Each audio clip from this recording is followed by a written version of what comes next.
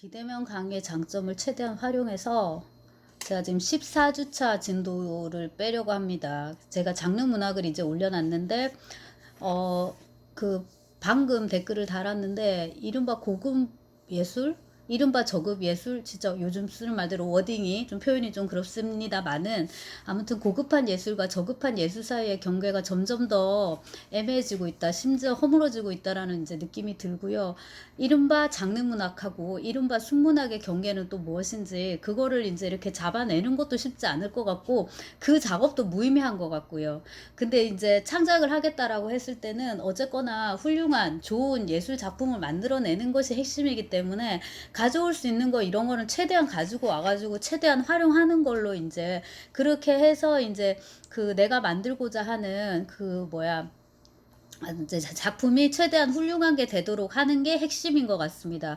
제가 지금 이것저것 많이 올려놨는데 우선은 추리소설의 견본으로 히가시노 게이고의 그대 눈동자의 건배라는 이제 짧은 소설을 올려놨습니다.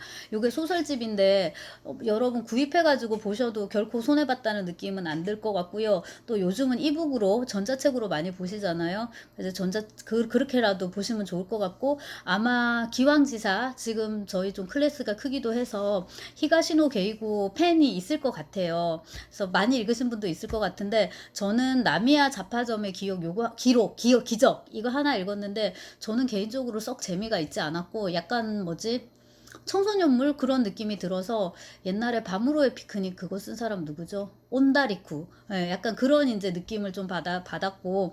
근데 이제 히가시노 게이고의 진면목은 추리소설, 좀 섬뜩한 추리소설 계열에서 보이는 것 같더라고요. 근데 제가 이제 그거를 지금 찾아 읽을 그런 정신은 없고, 그러던 나중에 보니까 단편집이 있어가지고 이거를 사봤는데 이게 실린 거 어지간히 다 재밌더라고요. 두 번째 실린 것도 무슨 소설가가 얘기가 나왔었는데 그것도 좀 재밌었던 것 같고. 근데 아무튼 이제 그 표제작으로 들어가 있는 그대 눈동자의 건배 요거를 이제 보겠습니다. 그래서 맨 처음에 시작할 때 배경이 화창한 일요일이고 그 경마장입니다. 여기서 이제 표를 사요. 표를 사는데 하마하고 우치무라 두 사람이 나옵니다. 그리고 이제 여기서 무슨 얘기를 해요. 뭐 빠친코 가고 어쩌고 저쩌고 이렇게 하다가 다음에 소개팅이 있는데 너 좀 나와라 이래갖고 소개팅에 이제 나가게 되는데 록봉기 이거 일본의 동경에 그러니까 도쿄에 그 록봉기가 있어요. 여기서 이제 그 뭐야 일본도 여러분이 저보다 더 잘 아실 것 같은데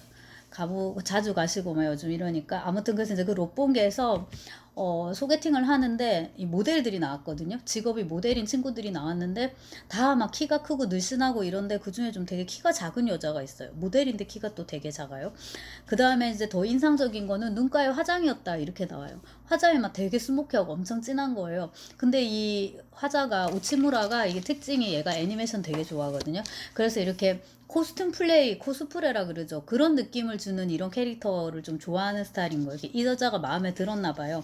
이름은 모모카예요. 근데 둘이 데이트를 하는데 숨기는 게 되게 많은 거예요. 이 여자가 집까지 뭐 바래다 주고 뭐 이런 것도 꺼리고 어쩌고 저쩌고 이제 이렇게 되는데 그래도 이제 둘이 이렇게 대화를 하고 하다 보니까 이제 공감대가 이렇게 형성이 되고 그 중에 하나가 뭐냐면 둘 다 애니메이션을 굉장히 좋아한다라는 거예요. 자기는 실사 영화는 옛날에는 좋아했는데 언제부턴가 실사를 보는 게 힘들어지더라고. 그래서 애니메이션을 찾게 된 거야. 어째서 힘들어졌는데 글쎄 어째서일까? 아무튼 실제 인간이 줄줄 나오는 것을 보면 이제 그만이라는 기분이 들어. 사람 얼굴은 현실 세계에서도 지겨울 만큼 보기 때문이지. 농담 삼아 한 얘기는 아니었는데 내 말에 모모카는 아하하하하 하고 웃었다. 이렇게 나오는데 여기에 나름의 이제 진심이 들어있어요. 그러니까 농담이 아니에요. 이게 진담인데 이제 나중에 그걸 알게 되죠. 그리고 이제 둘의 관계가 어느 정도 가까워지는 거예요. 너 왜 집에 못 들어가게 해? 뭐 이런 거 등등등 돼가지고 가까워지고 좋아하네 마네 이런 얘기를 하다가 아니 내 말이 맞아 이 화장만 지우면 당장 환상이 깨질걸 이제 이런 식으로 하는데 이렇게 뭘 해보라니까 이렇게 하고 렌즈를 빼요. 콘택트 렌즈를 약간 서클 렌즈 같은 그런 걸 꼈었던 것 같은데 렌즈만 뺐는데도 너무 다르지 이렇게 이제 얘기를 하는데 남자가 너를 만나서 다행이다. 너는 내가 오랫동안 찾던 사람이야. 이렇게 말을 해요. 142쪽입니다, 여러분. 제가 스캔 떠준데. 너는 내가 오랫동안 찾던 사람이야. 이거는 뭐였을까? 그러니까 이거는 그 지금 캐나다 총리인가요? 지금 2선, 3선 됐나? 아무튼 그 트리도 총리가 트리도인가요? 된가요? 그 사람이 부인한테 했던 그 말이라는데 28년 동안 당신을 찾아 헤맸다고 당신을 만나기 위해서 28년을 기다렸다고 이제 이런 그 오글거리는 이제 대사를 하는데 여기서도 그런 느낌을 줘요. 근데 알고 보니까 이 무치무라는 형사였고요. 그 다음에 여기 그 모모칸가 하는 여성은 지명 수배범이에요. 그러니까 사기인가를 쳐가지고 지금 도망 다니고 있는데 성형도 막 요즘 많이 하니까 잘 보이지도 않고 그다음 화장을 너무 진하게 하고 이래가지고 되게 찾기가 힘들었는데 이 서클렌즈를 빼자마자 자기가 찾았던 그 범인의 눈매가 딱 나온 거예요. 그래서 너는 내가 오랫동안 찾던 사람이야. 이제 이렇게 하면서 이 지명 수배 용의자를 이제 받은 거죠. 잡은 거죠. 그리고 이제 마지막에 이렇게 나옵니다. 나의 진짜 직업은 경찰관이고 경시청 수사공조과 소속으로 미아타리 수사에 종사하고 있고 미아타리 수사란 이러이러한 것이다. 이렇게 우리가 가진 무기는 탁월한 기억력과 관찰력이다. 뭐 이런 식으로 얘기를 하는데 아까 사람들을 평소에 너무 많이 보니까 실사 영화를 보는 것이 어느 순간부터 힘들어졌어 라고 말하는 게 그 대목이에요.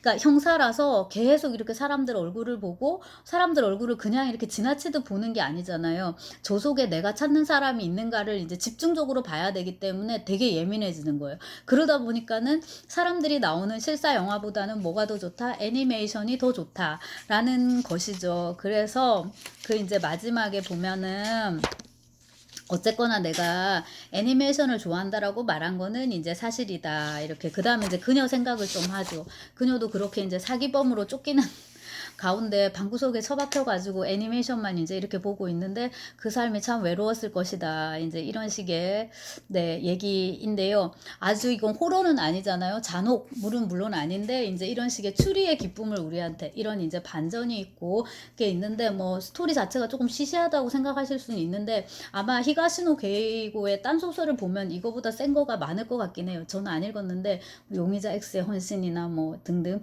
그리고 이제 일본 문학의 이런 장르 문학이 토대가 우리보다 훨씬 더 단단합니다. 그래서 팬들도 많고 이제 그런 걸로 알고 있는데 관심을 갖고 조금 찾아보셔도 될 것 같고 그 다음에 단편치고는 굉장히 깔끔하게 잘 쓴 것 같고요. 그리고 제가 그 여러분 소설 읽고서 얘기를 할 때도 조금 강조하는 대목인데 어떤 의미에서는 모든 소설이 추리 탐정 소설일 수 있다. 그러니까 첫 페이지를 딱 폈을 때 첫 문장, 첫 문단, 첫 페이지를 읽고 다음으로 넘어가도록 만드는 거는 어쨌거나 궁금증이거든요. 호기심을 좀 유발을 해줘야 되는데 그게 반드시 추리소설은 아니더라도 뭐 범인이 누구야 우리가 이걸 추적하는 게 아니더라도 아 얘가 이 다음에 어떻게 될까 얘둘이가 나중에 사귀게 될까 혹은 이 사람이 여기서 쓰러졌는데 이 사람은 뭐지 살아나게 될까 누군가가 이 사람을 구해줄까 이런 식의 이제 호기심 유발이 계속 필요한데 넓은 의미에서 이제 그거를 이제 우리가 쓰려면 어떤 기법들이 필요한데 추리소설을 많이 읽으면은 좀 가져올 수 있을까요? 그래서 이제 그런 생각을 해봅니다. 이제 그 다음에 그 추리소설의 대가라고 이제 할 수 있는 게 아가사 크리스티나, 그 다음에 이제 셜록 홈즈를 쓴 코난 도일이죠. 그리고 이제 요즘은 많이 안 읽는 것 같은데, 모리스 르블랑이라는 사람이 있어요. 이 사람은 이름 그대로 이제 프랑스 사람인데, 궤도 루팡 시리즈가 있어요. 우리 어릴 때는 루팡도 좀 많이 읽어가지고 전 좀 좋아했던 것 같은데 아주 막 매니아급으로 읽지는 않았고 근데 이제 이런 식의 그 추리소설 이제 제가 읽은 건 여기까지고요. 여러분 중에서 좀 책 많이 읽으시는 분들은 어슐러 르긴 이런 사람도 많이 읽었더라고요. 어슐러 르긴 많이 아니고 엘러리킨 어슐러 르긴은 판타지 계열이고 이제 이쪽 엘러리킨 이쪽 저기 좋아하는 사람도 많던데 그런 식으로 이제 쭉 공부를 해볼 수 있을 것 같아요. 근데 어떤 다른 이유로 아가사 크리스티의 슬리핑 머더 잠자는 살인이라는 제목의 그 추리소설을 비교적 최근에 다시 읽었거든요. 그러니까 나이 들고 나서 어릴 때 말고 다시 읽었는데 확실히 그 순문학과 장르 문학의 경계가 있습니다, 여러분. 되게 애매한데 그 아가사 크리스티의 잠자는 살인을 보면 거기도 뭔가 굉장히 복잡한 사건들이 많거든요. 근친상간도 있고요. 근데 그런 거에 대해서 작가가 깊이 파고 들어가지 않아요. 작가의 관심사는 오로지 지금 현재 벌어진 사건, 그 다음에 이제 그거를 추리해 가는 움직임이에요. 추리의 동선. 그 다음에 사람들이 항상 여러 명이 나오고 대부분이 그 소년탐정 김전일처럼 밀실살인입니다. 그래서 사람들을 이 닫힌 공간에 딱 가둬 놓고 1, 2, 3, 4, 5, 6, 7, 8, 9 이렇게 하면서 니는 뭐랬지, 니는 뭐랬지, 그때 니는 뭐했지 이렇게 하는 과정에서 그들의 치부들이 조금씩 드러나죠. 근데 도스옙스키라면은 그 치부를 일일이 파가지고 몇십 쪽씩 쓸 건데 이제 그 이런 장르문학 추리 소설 같은 경우에는 핵심이 추리기 때문에 거기서 빨리빨리 잘라야 돼요. 다른 인물들로 이제 넘어가야 되고 그 제가 지금 말씀드린 잠자는 살인 같은 경우에는 이 추리를 하는 사람이 포아로 형사가 아니고요. 제인 마플이에요. 그러니까 이 아가사 크리스티의 이제 이 페르소나인데 노처녀 제인 마플인데 그 BBC에 시리즈가 있습니다. 거기 되게 귀여운 할머니가 나오거든요.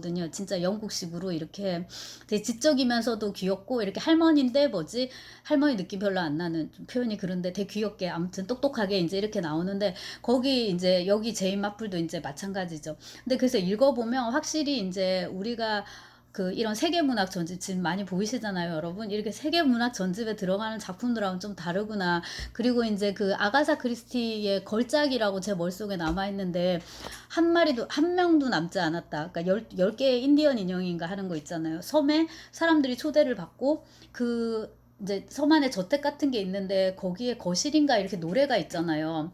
10개의 뭐 인디언 인형이 있었는데 한 마리는 뭐 해서 죽고 한 명은 뭐 해서 죽고 한 명은 그렇게 되는데 그거대로 여기 초대받은 사람들이 이제 다 죽어갑니다. 그리고 이제 맨 마지막에는 판사가 죽게 됐는데 판사까지 죽어버리니까 최후의 용의자가 없는 거예요. 그 누가 이 범행을 저질렀냔 말이에요. 근데 이제 마지막에 딱 밝혀진 바로는 이 판사가 범인이었는데 막판에는 어떻게 줄을 어떻게 묶었던 거 해갖고 이제 자기는 이렇게 반쯤은 자살되는 식으로 이제 이렇게 가는 거였는데 그것도 어릴 때 읽을 땐 되게 잘 썼다고 생각을 했었는데 확실히 나이 들고 나니까는 그 뭔가 순문학하고 장르문학은 뭔가는 되게 다르다라는 그런 느낌을 받게 됩니다. 이제 그럼에도 또 불구하고 장르문학 쪽을 보면은 여기도 또 뭔가가 있어요. 아주 흥미로운 요소들이. 그러니까 플롯을 구축해 가는 거는 말할 필요도 없고 이제 그런 것들 좀 가져와서 배울 수 있을 것 같고요. 요 히가시노 게이고 소설은 짧으니까 여러분들이 한번 읽어 보시고요.